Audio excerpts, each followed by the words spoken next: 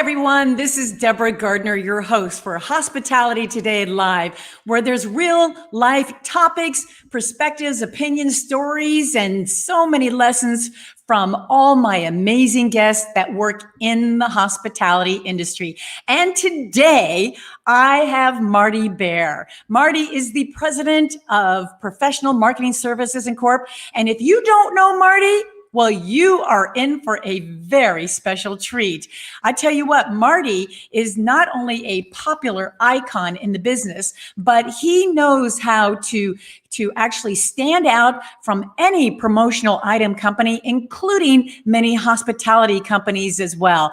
And he is going to be here to tell you how he did it. And also, what did his company do when it got hit by the challenging pandemic time, and the current status of the promotional merchandising industry and why it matters for your next meeting and event, and how to save money or on buying your promotional items starting now.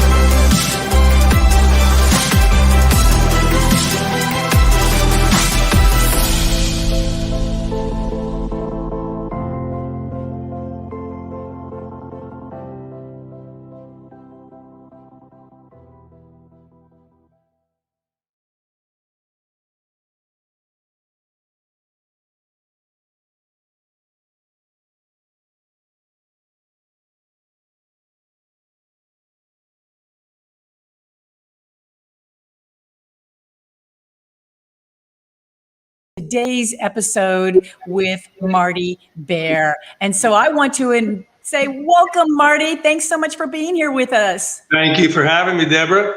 Very excited to be here. Absolutely. And as you probably heard me earlier in the introduction, that I actually classify you as a popular icon in an industry. How does that feel? Very exciting. I appreciate it. It's been a long journey here to become an icon, and I appreciate the compliment.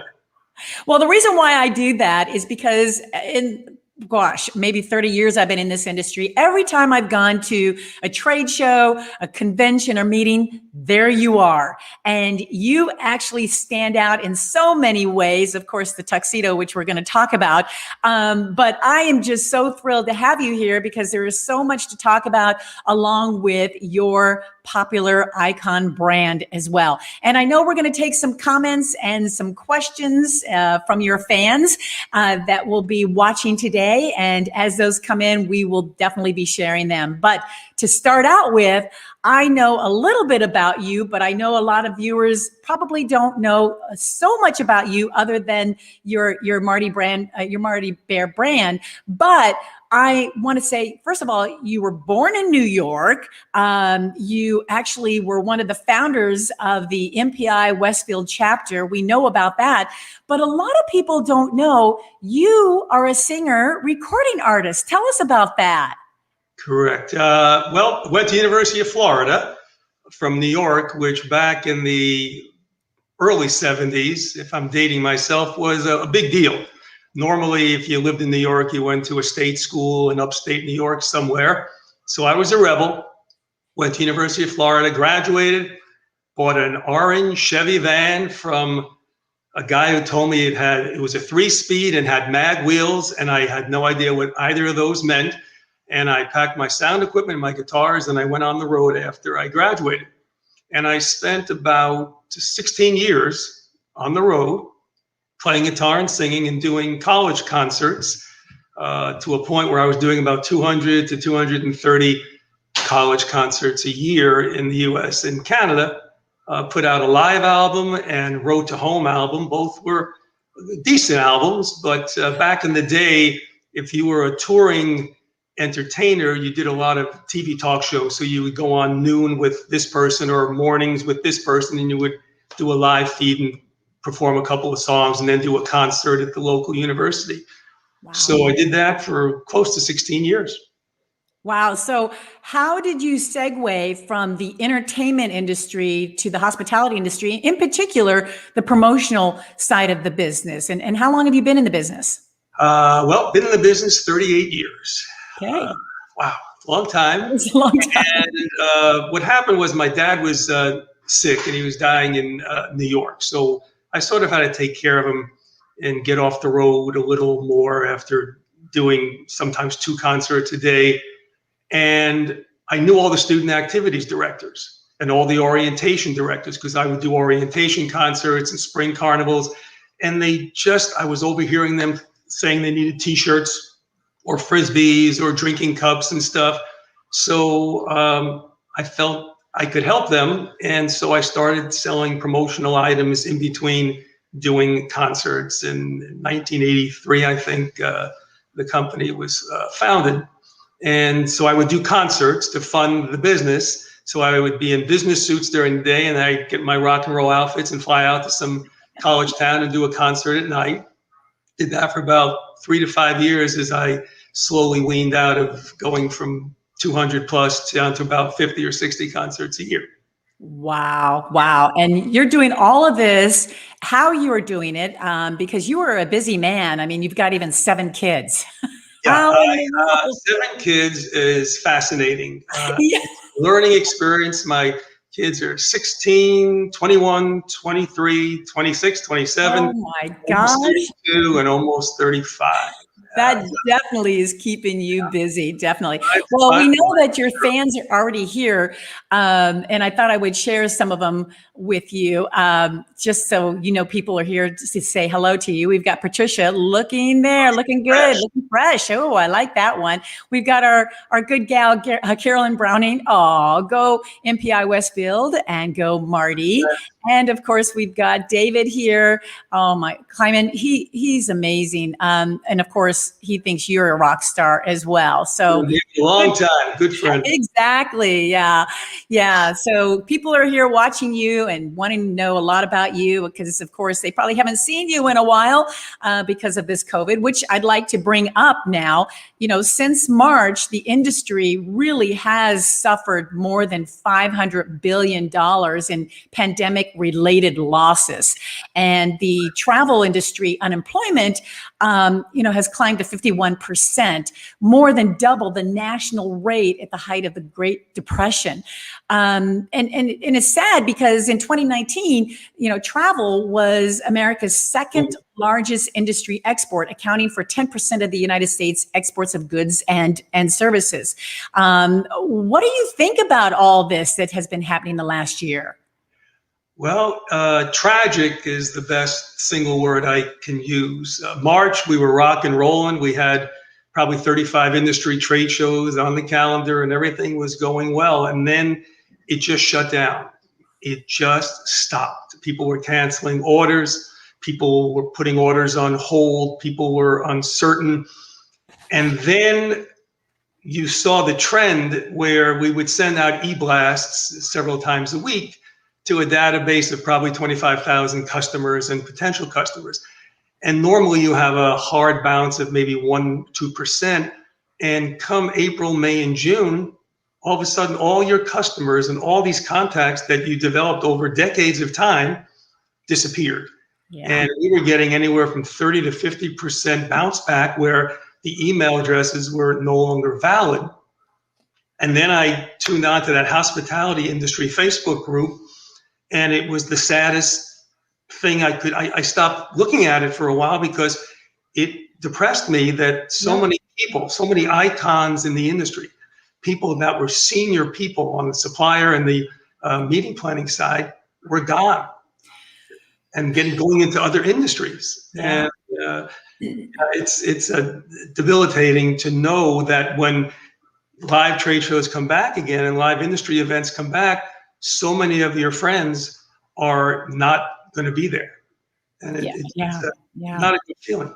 Yeah. And it continues. It seems like every day is a different day, but we're hearing I'm still hearing people being furloughed and laid off. So the trickling effect is going to continue to happen in, the hospitality industry, unfortunately, until everything gets, straightened out and we get some help, which the U.S. Travel Association is really working on with the new administration, which is good to hear finally. So what did your company do when this all hit? Well, we had to make some hard decisions and had a bunch of meetings. And in order for me to keep the majority of our staff intact, we made a decision. Fortunately, at that time, we were giving out giveaways of imprinted hand sanitizers on a carabiner clip in all different fun colors. So we had inventory, a couple of thousand units in stock, and the decision was made to support the industry and put together these PPE kits. Oh. And so for 6 months, from probably mid-March till 6 months past that, we flew in from China in a mind-boggling execution of production where we were ordering masks and sanitizers and pouches, and we would have 15 or 20 orders from China, knowing that half of those were never coming in. They were ready to come in, then they get held up at the ports. They were taken by the government. Really? So what came in, and we ended up with our dedicated staff sending out probably 13,000 free PPE health kits to the hospitality people in need. If you remember back in March and April, people were desperate. No one had masks, no one had sanitizers. Right. And we started listing it on all the listservs from ASAE and PCMA and IAE and MPI and Connect and the chapters as well within those organizations. The response was mind-boggling. Not only mind-boggling, but how many people who were ill, how many spouses who were ill, how many kids or parents who were ill. And so we then decided a month later to step it up, and we offered it to people's parents. If you had parents who were isolated and couldn't get masks or sanitizers, we would send it out to them as well. And it was a mixed bag of whatever came in. Sometimes it was a half-ounce sanitizer, sometimes it was a 3-ounce. There were times when we got sanitizers in that we rejected where it just smelled like gasoline, like when you're gassing up at a pump and it shoots back when you over gas it and it's all in your hands. You would smell your hands and it smelled lethal, like if some match came close to it. So we had to reject a lot of product as well. But that's what we did for 6 months. And the emotional satisfaction that our staff and myself received from realizing, first of all, how many people needed the materials and were so thankful for the materials that it was probably the most satisfying thing in the 37 years of our being in business that we were able to help the people in need. It was costly. Disposable masks that now we sell for 4.5 cents or 6 cents or 7 cents, we were buying at $1.50 or $2. The premium back in April, May, and June for sanitizers and masks was crazy. But that's what we did. And then we started doing it for sponsorship for the industry groups where they were doing hybrid meetings or virtual meetings. And so we would send it to the virtual attendees as well. And that's where we started getting involved in sending swag and promo items to the virtual attendees. That's how it started. Right. And I want to talk a little bit more details about that because you have some points behind that swag virtual and hybrid classification area for meeting and event professionals to take a look at. But what I believe, though, what starts all of this is having a very good brand. And you certainly do have a great brand. I call it the Marty Bear brand. And it starts with your tuxedos. Can you tell us about that and how many do you have? Sure. Okay, well, to date I have 38. I counted the other day. I was staring at them and the count was 38 tuxedos and about 25 pair of matching shoes and about 50 pair of sunglasses to go with them. And now finally the manufacturers come out with matching masks, which is great. The problem is the matching masks are made of the same polyester material that you cannot breathe in. Literally, you wear that mask for 12 minutes and you will pass out for sure. But what happened was probably 10 or 12 years ago, I was at a PCMA annual convening leaders conference. I can't recollect where it was. And I realized that there's 2,800 people in this massive ballroom, and the majority, 98% of them, were hotels, resorts, convention bureaus, tourism bureaus, and the conference and association planners.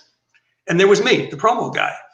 And it's like, shit, everyone was coming up to me, where are you from? What property are you with? What city are you with? And it's like, no, I'm not. I'm the promo guy. So it started, I believe, that I decided to send an e-blast out to all the attendees that if you came up to me, and I went to University of Florida, so I'm a Florida Gator, and I went, it was probably Toronto. The Gators were playing Ohio State, whatever year that was. And I wore orange corduroy pants that I found somewhere in Connecticut and a big Gator jacket. And if you came up to me and said, "Go Gators," I would give you a promotional item. Okay. And that's how it began. Wow. And then the next year, I got really bold and I bought a pink tuxedo and pink alligator shoes. Does it look like that? That is the one right there. I still have it. And I'll tell you a funny story. I was in City Place I love that picture. in West Palm Beach not too long ago. And it was at a networking, happy hour networking in City Place in West Palm. And I left about an hour and a half later wearing my pink outfit.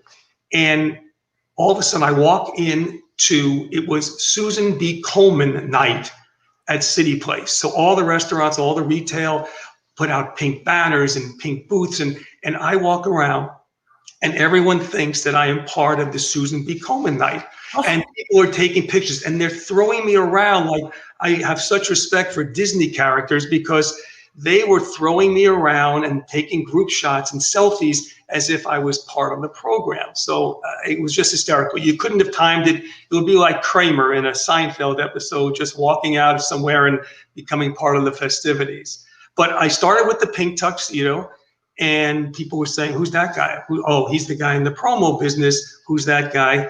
And that's how it developed. And I found a couple of great suppliers. If I tell you that this tuxedo cost $89 from Kohl's, and it comes in a little box from China, and I wear a 42 regular, and I put the thing on, and there's no alterations. Literally, the sleeves, the pant length, it's like, okay, this is great.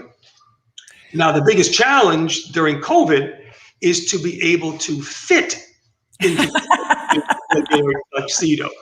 Therefore, right, because this is probably the first time you put it on since. Yeah, it was. There was a moment of hesitation and a deep breath, and it's like, is it going to work or is it not going to work? So it's okay on virtual TV, but in person, you have to make sure that you can fit in these things. They're kind of stuck.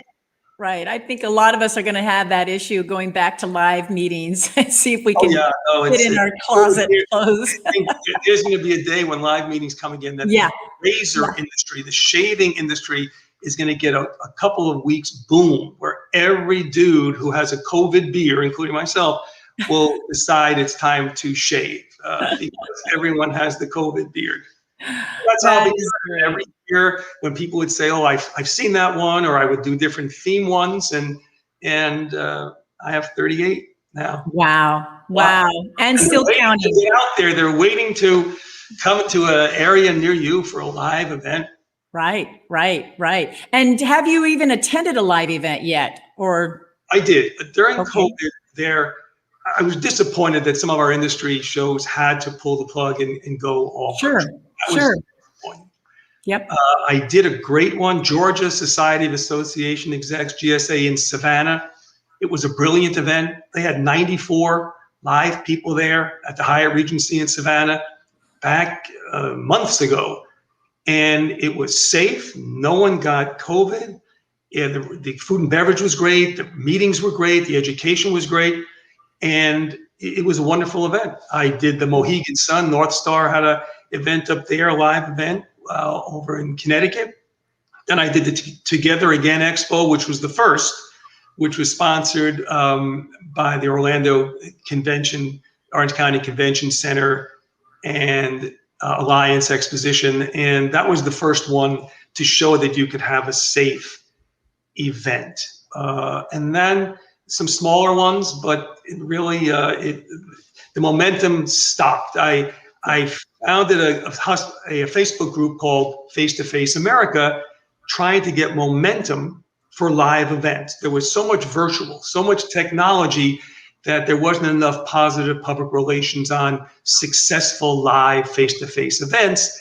And that was going well. And then COVID just went on a rampage. And so pulled back for a while until it will be safe to go back out. Well, it was a great concept, Face-to-Face America. I like that. So I'm sure it will be back. Yeah, it'll be back, just like the industry will be back. And I feel that, people are trying the best they can to get to live events safely. I believe that there's going to be a lot of, new stipulations and regulations and everything involved. But hopefully everyone will be on the same page when it's time to get back to live events, because I know that this is not going to go away as far as trying to be safe and secure, because there could be another pandemic right around the corner. So we always have to be prepared, and we can't be naive to the fact that things are going to get back to normal. It's a new normal, and we need to really respect that and do the best we can, because this is our livelihood. This is our passion. This is what we love to do. And everybody wants to see you in your tuxedo live anyways. I just bought 4 new tuxedos, so I'm really bummed out that could not showcase them at all. You will. It's very tentative. It's a tentative time. All the calls we get from customers, when you ask them their projections for what their expectation is for later in the year, even if their annual conference is in August or October, they're coming up with numbers, and they know that it all hinges on the success of the vaccine distribution and people's acceptance of going back out there and even driving to events, let alone flying through airports. Right. And so numbers are all tentative. No one knows if people are going to say, you know what, I'm putting my feet on the ground to support my industry, my association, or not in 2021. So it's so hard for the conference planner to budget and determine what kind of numbers of promotional items they're thinking about doing, because it's all guessing at this point. Well, then let's talk about that, because we need to know how the meeting and event professional can save money if their budget is pretty much close to zero right now. So how are they going to buy promotional items for, let's say, those swag bags for virtual and hybrid events? Let's talk about that. And I know you have some ideas and tips around that as well. Absolutely. Well, this is a new arena for most meeting and conference planners and for sponsorship managers within associations. They had done this before. No one was sending virtual swag bags to their virtual attendees. And so there are 4 components of this. And initially we were trying to help people budget. How do you budget for what the cost of the swag bag or swag box is going to be to determine what you're going to charge your sponsors, or what it's going to cost you in your operating budget. So there are 4 components, and we have charts for these components. And the first one is choosing your items. And when you're choosing your items, at the beginning of COVID, it was all PPE items. It were the masks, it was sanitizers, hand wipes, touchless key fobs.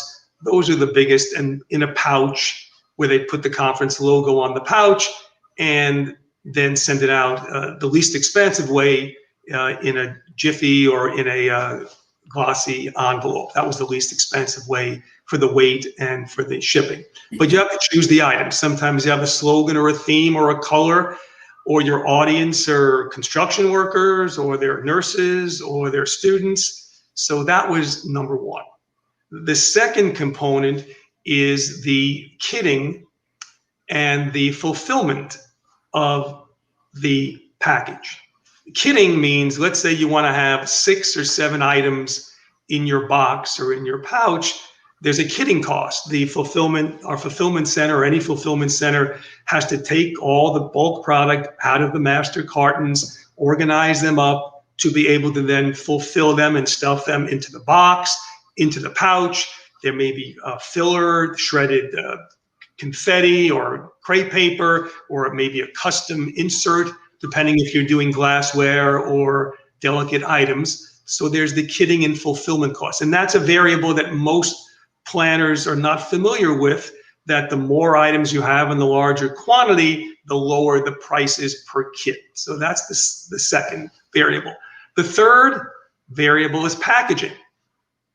You don't know if it's going to go in an envelope, in a pouch, in a fancier envelope or pouch, or it's going to go into a box. And we probably have 10 to 20 different size boxes. And how is the packaging going to be decorated? Is it going to be a simple custom label or sticker on the outside, or on the inside flap of the box, or on the outside of the pouch? Or is it going to be a totally custom, directly imprinted box? There's a cost factor there, but packaging is a variable.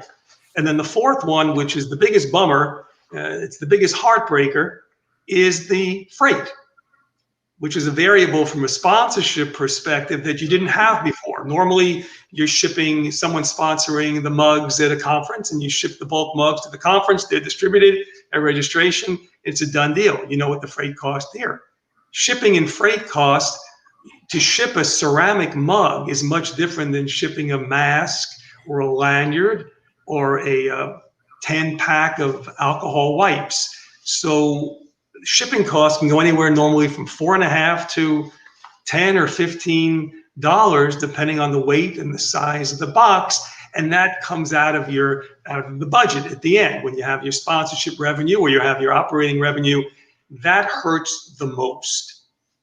And so when you add all four of those up together, it gives you the total cost of what you're doing, and it can get expensive.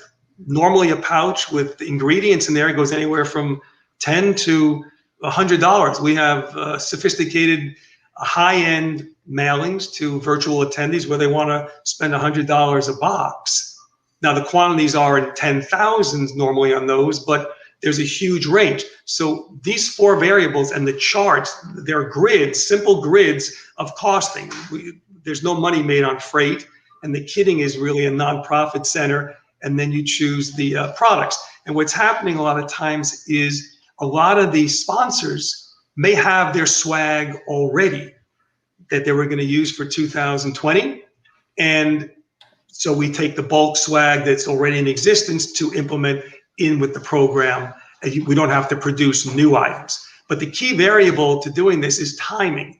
And too often when we let the association or corporation control the production, there's always one or two of those sponsors' product that they say, oh, my vendor said the COVID was there and our supplier is going to be a week or two late.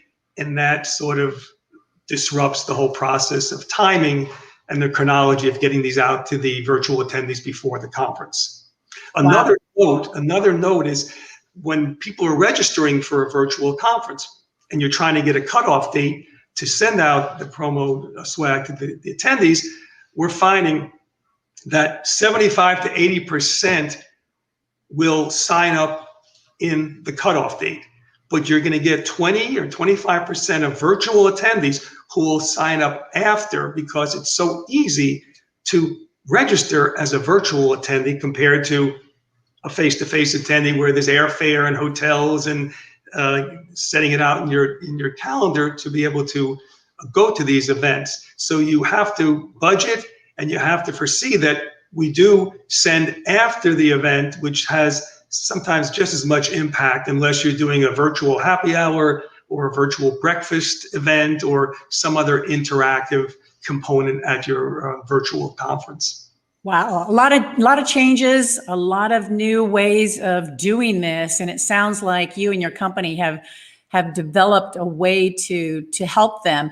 And it also sounds like sponsors are going to be taking a bigger part in helping the meeting and event planners budget wise. Do you agree? Sponsors, well, hospitality sponsors in particular are are hit so badly in 2020 and going into 2021. Budgets don't exist at many hotels and many properties and many convention centers that haven't seen business in a year, and many convention hotels. So finding revenue from the associations, especially in our industry, has been very difficult. People are just broke. Sure. They can barely attend the events, or they're trying to set up their own organization or own city or convention area for virtual and making safe protocol. And that takes money as well. So it's a tough time to find sponsors. But what I will say, and what I encourage the planners to do, is don't lose your sponsors that you are having for your live event. Even if it means it's a pass-through this year and you don't make revenue on the program, you get added value for your virtual attendees, that they get something fun and interactive at their home or their office, and you keep the sponsor for when times are better, because once you lose a sponsor, it's very hard to get them back with the current economic climate. It really is. Good point. Good point. And you're absolutely right. The whole time being right now is very heartbreaking for the industry all around, including the sponsors. But I really like that point, is that the client really needs to stay in close touch with the sponsors that they've had at live events. That's a very, very good point, because even sponsors are pivoting and doing different things, and it could be something that they could be working together at, even if it's a virtual thing. Well, it's interesting because I'm thinking that the promotional merchandising industry has been hit as well. Is there any promotional items out there that a meeting and event planner can look to help make them competitive? Like, is there an item, any cool items out there that are different that they can use than different meeting and events? Because I'm sure your clients are always looking for something new and different. Absolutely. Everyone comes by the booth and they don't have budget. They don't have an idea. Marty, what's hot? What's new? Right. And that's our focus. But when you do 45 or 50 industry shows a year pre-COVID, you have to have what's new and different and functional. Right. Not just what's new and different, but what fits in people's budgets and what is a good sponsorship item or a good attendee item. And how to capture the attendees' attention. Absolutely. That's different and away from other meeting and events that they go to. Absolutely. You don't want to stress ball at every trade show. Exactly. Well, let me take a step back. The industry itself, this is unfortunately what happened. The way the timing goes for the promotional industry, Chinese New Year is normally end of January for the first week or two of February. So all our suppliers, hundreds and hundreds of millions of dollars of new products, come in between end of January and early March. So in the timing of COVID, what happened was everyone's getting their new products in, all the new totes, all the new drinkware, all the new journals, all the new technology items, everything new, and COVID hits. So probably 90% of all the new merchandise, which may be $1 billion or $2 billion worth when you go across all the suppliers, was never touched, because everyone then had to turn and start figuring out how to bring in PPE items to stay in business. So all the suppliers all did the same thing. Meanwhile, everyone is still sitting with tonnage of new items from 2020, which were never sold. So I'm not telling you what to do, but if you're talking to your vendor, there's a lot of great deals out there, and there will be through 2021 in every category except for masks. Well, masks and sanitizers, there's an abundance in the marketplace now, so prices are going way, way down. But all the other categories of promotional items, there's tonnage in all these warehouses of all our suppliers. They need to liquidate these to generate cash to continue to buy these new products as they've turned into what the market is asking for, which is a lot more PPE items, a lot more kitting. All our suppliers are doing kitting and packages collective for different movie nights and theme nights and breakfast and things like that, because they know that there are very few live events. So that when you're talking to your supplier and your distributor, you have to see what's out there. Where are the deals? And you have to talk to them and say, this is our budget. Our budget is really tight, and your vendor is going to have to squeeze it in with you because everyone's in the same boat. But there is a lot of product out there, and there's so many new items out there. And there are new items that are functional, and there are new items that just, the touchless key fob, for instance. We've sold gazillions, if that's the word, and yet I've never used one. I'll use my elbow, or I'll use a shirt or a towel, and I used to have 3 or 4 metal ones on my keychain. It weighed like a pound, but it was the most popular because it was a new item at that moment in time. The things to hold your masks so they don't give you ear and head burn are very functional, but the imprint area on many of them are so subtle and almost non-existent, but it was a functional item as well. One of the hottest items is our pouch, our mask pouch, which is like a lingerie zippered pouch. Whenever I see someone that has a mask that you can see they love, it's their university mask, or it's their institution mask, or it's just a designer mask, these will clean and wash your mask in the laundry. Oh. So that the cords don't get, they don't disappear and right. Disintegrate. So you put it in a zippered pouch. That's been a very, very popular to wash the mask. Well, that's because they can put their logo on the mask and walk around with that, which kind of brings up a good question, the longevity of products. You know, some people are thinking, well, how much longer do we have to wear these masks? You know, in the buying process, is longevity or usage very important to the client? Well, as COVID has moved along here, initially we got thousands of requests for imprinted masks. And this is when no masks existed. Oh. When disposable masks were costing a fortune, and there was no inventory in April and May and into early June for both sanitizers and masks. And eventually it caught up. If you go to any retail, if you go to CVS, if you go to a liquor store, there's the point of purchase display there for masks. I don't know how many customers or friends ordered masks initially on Facebook or on Instagram, and they never received them because millions of people were doing the same thing. I've been waiting 5 months for my mask, and those things never showed up. They got inundated, these factories. Some of the factories, you didn't even know who they were. And so eventually masks caught up, and there's 300 versions of a mask. But what happened in the interim was the mask, as long as it continued to be crucial to the PPE industry, people had a mask became a personal garment. People had masks for working out. They had masks for going to a nice dinner.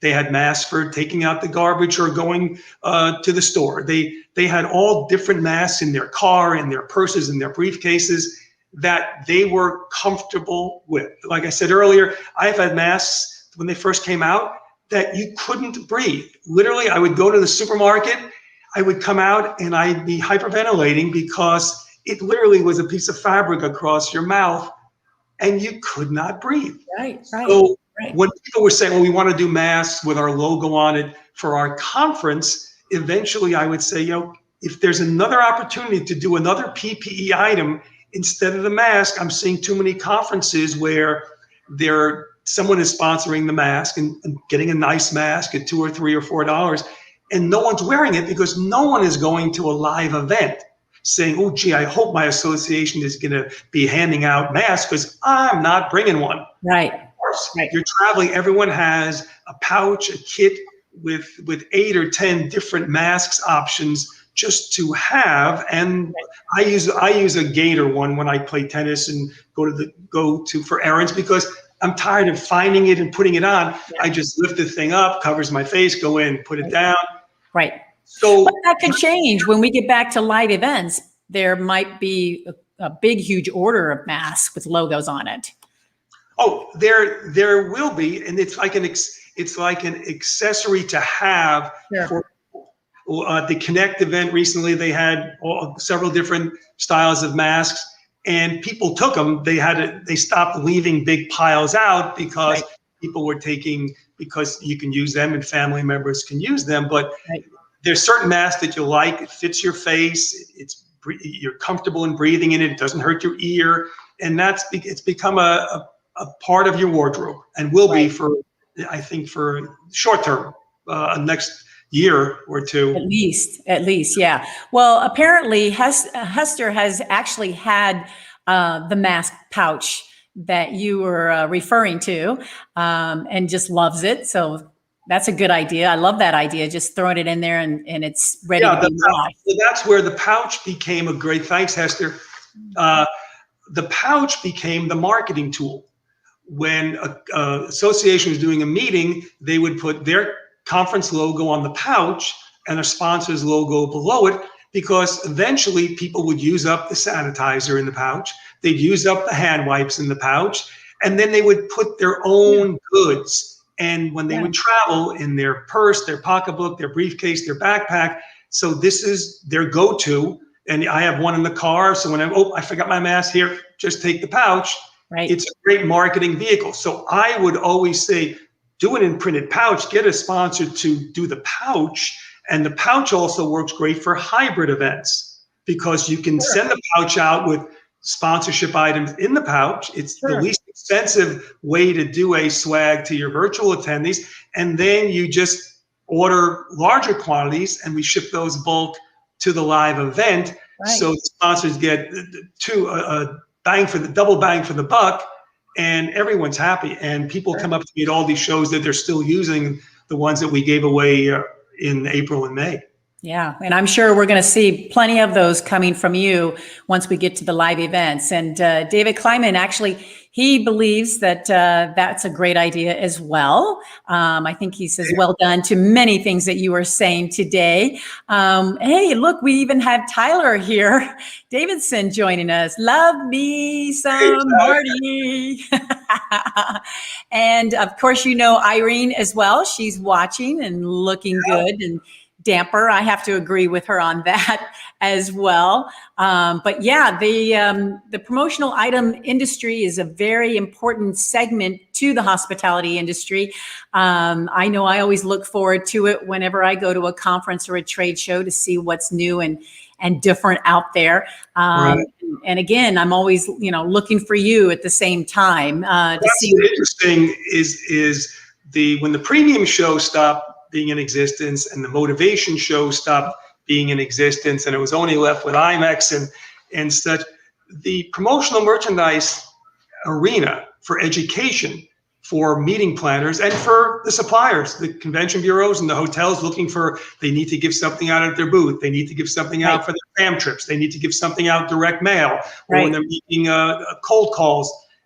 No one, because there's no live events now, it's sort of a hidden subject. No one is really focusing, and that's what made sending swag out so hard to find meeting planners who were very familiar with both the pricing process and the process itself. The timeline, how long does it take from commitment to actually sending the kits and the boxes out to be delivered to the virtual attendees. It's all new information for people. So we're doing a lot of Zoom calls in small groups, and we're going to have a whole series of education coming out very soon, just educating people on the basic components of how do you figure out what to do, because it's constantly changing. And with those grids, it's like a mathematical grid. Okay, now we have 5 sponsors. There's the kitting. This is what it's going to weigh. There's the ballpark cost for freight. So at least it gives them answers, because everyone's boss wants answers, because everyone's trying to generate revenue, non-dues revenue. And you need to know reality here before you go back with bad news to your executive director saying, gee, I thought we were going to make this money, but we have to pay the $8 per piece for the freight, and everyone's disappointed. Right. Well, I think that was your doorbell ringing. It probably was. Hopefully you don't have to leave us yet. We're not done yet. I have another tuxedo coming in. I think it was supposed to be. Well, I do have, let's take a look at the future here. You actually recently, especially the state of the industry today, recently you stated something very important, and I wanted to bring this up to our viewers. You said many seasoned hospitality veterans will no longer be at future events. That's a very powerful statement. What did you mean by that? Every week, I see more of my industry friends posting in Facebook that they're no longer with the property, no longer with the CVB. They're done. Right. And they're at a certain point in their career. They haven't found anything else yet, but they were icons within that property. They've been there for 8 years, 10 years, 15 years, 20 years. And once they're gone, so many of them are going to different industries or trying to figure out where to go next. And they will not be participating in industry shows when they go back live face to face. And I think extending out where it looks like from all the questionnaires that I've read and all the surveys, that third quarter is going to be modest, and fourth quarter is when the whole world's going to hopefully try to find meeting space and to have their live or hybrid event, that it's going to go into 2022. And a lot of the suppliers just financially can't hang on that long. And a lot of the furloughed friends of mine in the last month have been terminated. And I think that trend's going to happen through February and March, just because it's so hard to get people back. But what's going to happen, in my opinion, is that it's going to start out locally and regionally. It's much easier for someone to drive to an event, even not to stay over, but to go to the event in the morning, drive in, do the lunch, do the reception, even drive home, or they may stay over one night. So I think the state associations are going to be the first to come back, the MPI chapters, the PCMA chapters, and all the industry chapters will host their own events and build strength and confidence and seeing people and get the momentum. The big citywide 3,000, 5,000, 8,000 live people and the big receptions logistically can happen for a while because of the spacing issue and the occupancy mandates in certain states and certain convention centers. So it's going to have to be a starting locally, regionally, and then it'll go back to nationally again. I'm not sure medical associations, the virtual component will be with us forever. And it's good when you have to see clinical trials of cancer research around the world and you can't take a week to come to Vegas or Chicago or Orlando. It's important that for those elements in medical and pharmaceutical and health, that the virtual component will be there forever, and it'll be strong, and it'll get exposure to 10 times what they would do at the live events. Yeah, that's good. That's good future predictions right there, because that was one long sentence. I just want you to know I didn't breathe, and that was a long sentence. Wow. But those are good predictions, because I have to agree with you. I think it's still going to be a very challenging year. And like you said, 2022, if they can find the space, it's going to be a challenging area there. But I think we still have a long road ahead of us this year. But I'm hoping. Do a shout out to the Connect people over at Collinson Publishing. They worked so hard this year. They probably had the biggest challenges of all. We were all psyched for Marketplace to be in Vegas, and at the last minute, the political mandates made it impossible for the size of the conference. So imagine having to regroup when you have all these people you're flying in and have to say, okay, now it's in Orlando and it's a tight time. So they worked so hard to make that event happen, and hats off to them, because it is not easy normally. But when you have to change venues in this economic climate, it was great. Good. Well, the industry tries their best. All professionals do what they can, And again, we're all in it together, so we understand when things like this happen. So looking back, Marty, this past year, personally or professionally, what's the one thing that you actually learned? I learned that it's fun to have family dinners. I learned that you can't complain because there are people that have it worse than you. My mom is 93, Flaubert, works for the company. She's hysterical, drives herself. Today she's shoveling snow in Norwalk, Connecticut, and making snowmen at 93. More energy, more hyperactivity than myself. And she was feeling isolated, that she couldn't go into work and things like that. And I started explaining to her how many people have passed and you couldn't go to the hospital to see your loved ones. Yeah. How many people have died and you had to go to a virtual funeral? How many people were married, had their sweet 16s, had bar mitzvahs and weddings, and no one could attend, and it was virtual? How many people in careers in the entertainment business where their first album was coming out and they had a 50-city major tour all set up starting in April and it was canceled, and you don't know when they'll go back? How many theatrical performances around the country, you don't know when they'll come back in those theaters. And so everyone's in the same thing. Everyone has a change in their life and in their career and in their family.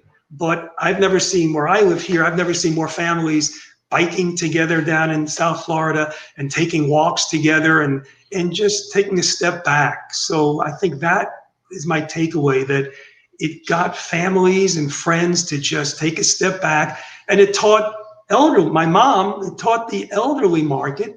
My mom's Zoom meetings all the time.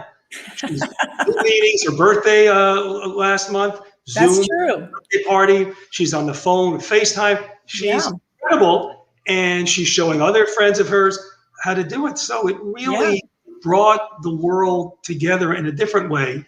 But I'm still live, and I cannot wait to get back to, whether it's an air hug, an air fist, my elbow's killing me. Elbow doctors, that's the business to go into, because for a while, bumping elbows, if you don't get the right spot, so there'll be a whole new medical practice coming up. Right. I always thought dentists would really be killing it right now because everybody's wearing masks. I thought this would be the perfect time to get braces because you're hidden behind masks. Girl who's had her braces on for 3 years and gets them taken off in April, and no one knows. No one knows. Exactly. Well, that's what makes it hard. The live events that I did go to, it's easy to find me at a trade show.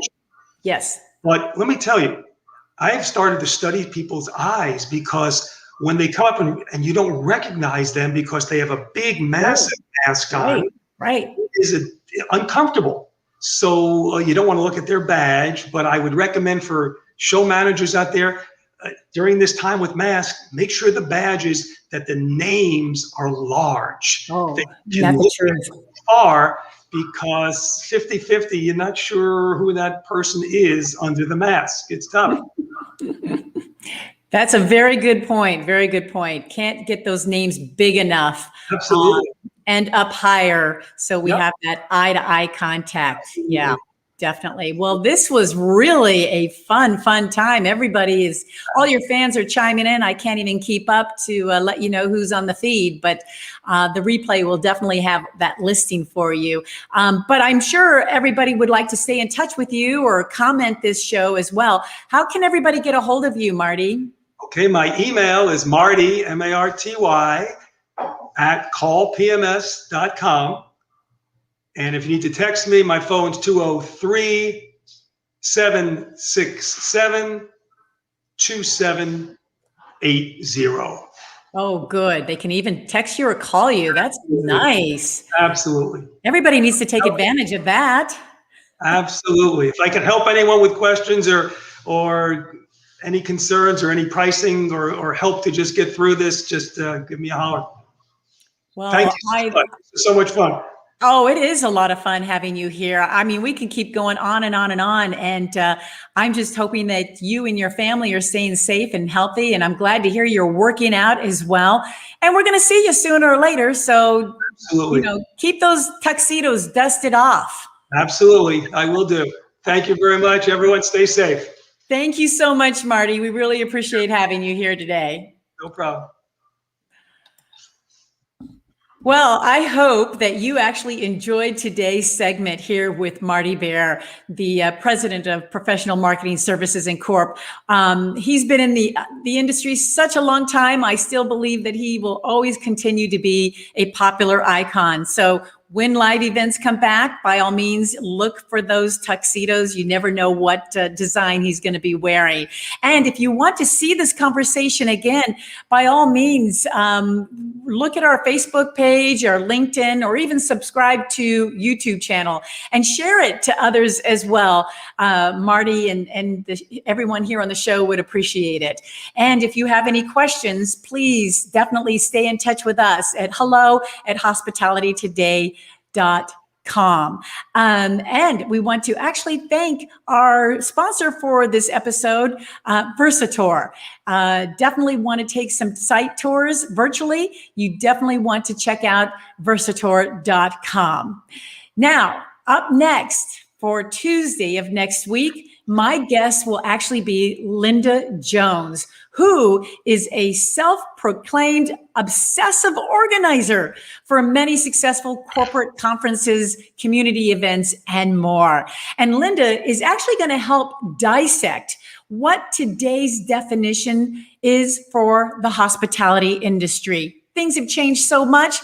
Definitely definitions have changed as well. And she's going to share some tips for those actually planning events in the post-pandemic world as well. So you'll want to stay with that. Stay up with us on that. She actually is a author now too, where she's going to share her new book, The Event Planning Toolkit. And guess who's in her book? Wink, wink. And so in the spirit of hospitality, I'm Deborah Gardner. Thank you so much for joining us. I hope you had as much fun as we did here. And if you're thinking about it, just so you know, we're talking about it right here on Hospitality Today Live. Again, thank you so much. We'll see you all next week, everybody.